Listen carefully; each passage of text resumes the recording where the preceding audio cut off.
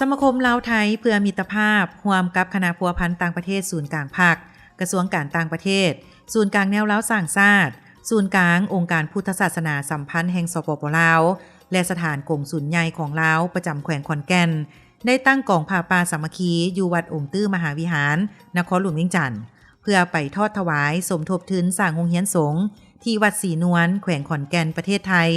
ในวันที่25 พฤษภาคม 2025โดยการให้เกียรติเข้าร่วมของทานนางเวียงเงินไข่คำพิทูลภรรยาทานรองนายกรัฐมนตรีทานหลี่บุญค่ำประธานสมาคมลาวไทยเพื่อมิตรภาพ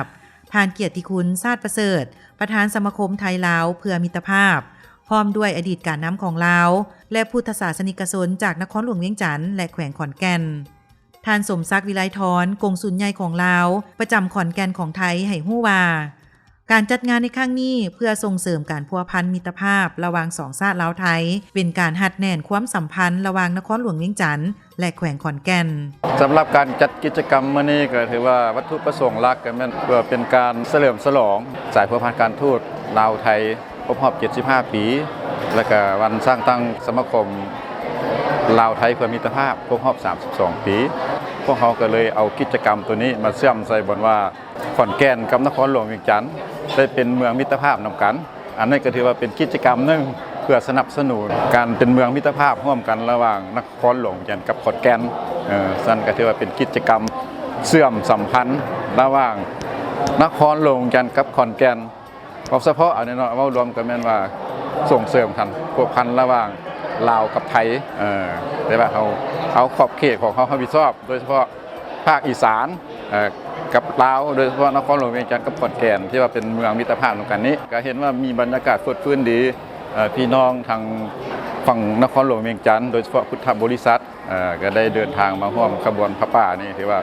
มากหน้าหลายตาแล้วก็มีการนำมาร่วมนำอีกเนาะแล้วก็มีพระสงฆ์ที่ว่าเป็นพระผู้ใหญ่ได้เป็นประธานของงานพระป่าครั้งนี้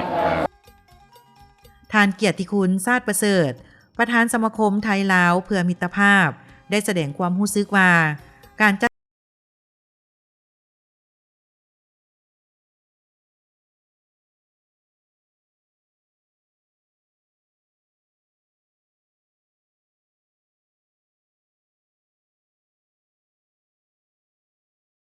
ลาวไทยเพื่อมิตรภาพก็เป็น2 สมาคมที่ตั้งขึ้นมานานแล้วนะครับเกือบ30 ปีแล้วล่ะเพื่อเป็นกลไกในการประสานความร่วมมือนะฮะโดยเฉพาะอย่างยิ่งในภาคใช้คำว่าประชาชนกับประชาชนและกันระหว่างทั้ง2 ประเทศเราทั้ง2 สมาคมเนี่ยเราร่วมมือกันโดยเฉพาะอย่างยิ่งนะฮะงานทางด้านเกี่ยวข้องกับประชาชนงานทางด้านเกี่ยวกับบำรุงพระพุทธศาสนางานทางด้านสาธารณสุขและงานทางด้านการศึกษาในส่วนของสมาคมไทยลาวเพื่อมิตรภาพเนี่ยนะครับเราก็ได้เน้นและงานหลักๆที่เราทำมาเป็นประจำทุกปีซึ่งถือเป็นงานใหญ่ประจำปีคืองานอัญเชิญผ้าพระกฐินพระราชทานจากพระบาทสมเด็จพระเจ้าอยู่หัวประทอดถวายที่วัดในลาว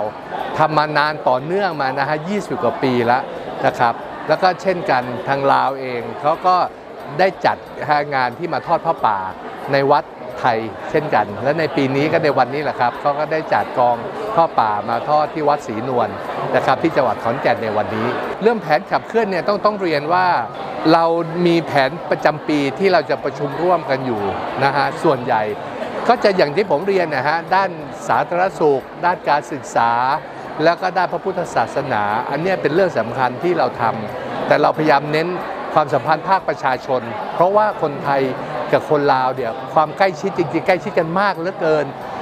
บางคนบอกว่าถ้ามีแค่แม่น้ำโขงกั้นน่ะถ้าไม่มีแม่น้ำโขงกั้นเนี่ยเราก็แทบจะเป็นพี่น้องที่ใกล้ชิดกันมากเหลือเกินเนี่ยเพราะฉะนั้นไอ้ความสัมพันธ์ตรงนี้บทบาทหน้าที่ของสมาคมทั้งสองคือเป็นตัวกลางที่เชื่อมให้เกิดความเข้าใจ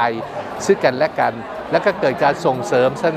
นับสนุนซึ่งกันและกันเพื่อมิตรภาพที่ยั่งยืนครับผ้าป่าสามัคคีมิตรภาพลาวไทยซึ่งเป็นสมาคมมิตรภาพลาวไทยและองค์การพุทธศาสนาสัมพันธ์ลาวได้จัดขึ้น